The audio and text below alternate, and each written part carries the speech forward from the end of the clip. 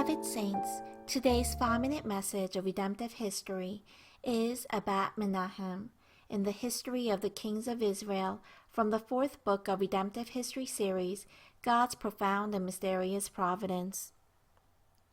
Only 1 month after Shalom brought down the Jehu dynasty to usurp the throne, Menahem killed Shalom and became king in his place. Thus, Menahem was the first king of the 7th dynasty of the northern kingdom of Israel, and overall, he was the 16th king of the northern kingdom of Israel. First, Menahem was a tyrannical king. He was a military leader who had control over Tirzah. He came up to Samaria, the capital of the northern kingdom of Israel, and struck and killed Shalom to become king. Then he returned to Tirzah and attacked Tiphsah.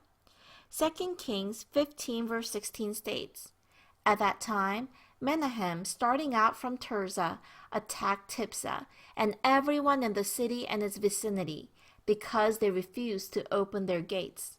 He sacked Tiphsah and ripped open all the pregnant women." Here the word struck is in the hipil imperfect form of the verb nakah, which means to strike, to hit, to beat, or to strike dead. This term signifies that Menahem struck Tiphsah, its people, and the surrounding areas, and that his strikes were intense and continued for a time.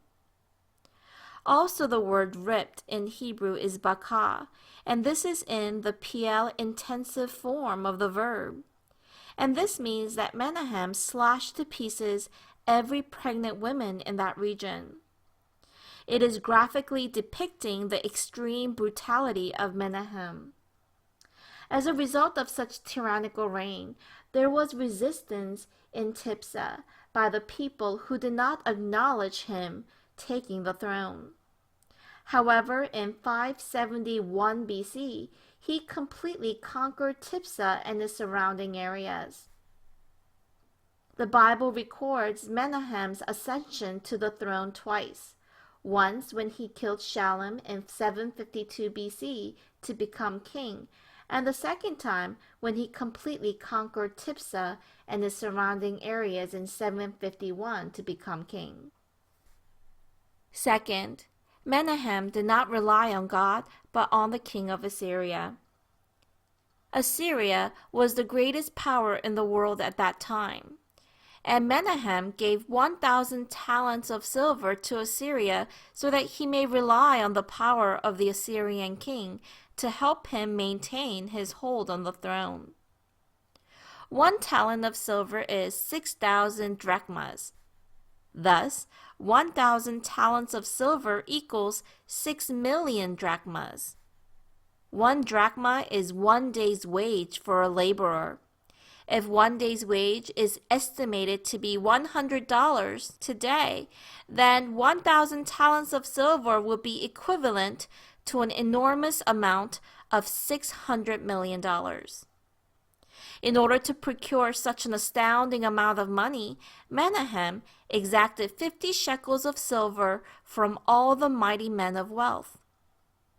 50 shekels of silver would amount to 200 days' wages for a laborer. That would equal to $20,000. It was indeed a large sum of money. In order to maintain his hold on power, Menahem plundered his subjects for exorbitant amounts of money and put a back-breaking burden upon the people.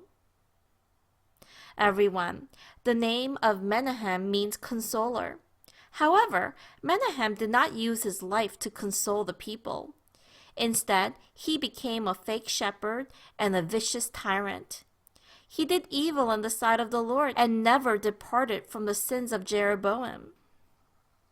There is one thing different about the evaluation of Menahem in the Bible from all the other evaluations of the Israelite kings.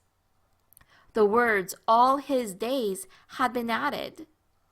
This signifies that Menahem's evil was much more serious than all the other kings of the northern kingdom of Israel, and that his wickedness continued throughout his 10-year royal tenure.